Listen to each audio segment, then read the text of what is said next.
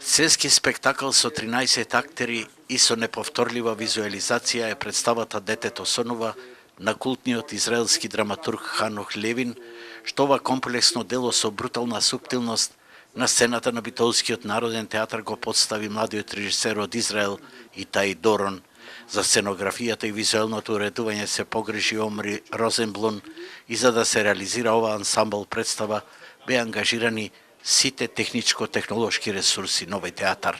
Детето сонува на авторот Ханох Левин е представа во која што се мешаат сонот и јавето, една метафорична приказна за возрастни која ги опфаќа сите основни човекови емоции.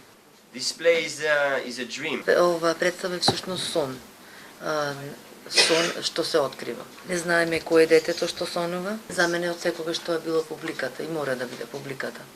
Работниот процес за оваа премиера што ќе биде изведена во сабота траеше повеќе од 2 месеца, а проблемот на бегалците, иако е базиран врз случка од 1939 година, е со универзални и безвременски мотиви кои се повторуваат особено и во денешни дни, а представата се одолжува на сите оние што го губат својот дом, беше речено на денешниот прес.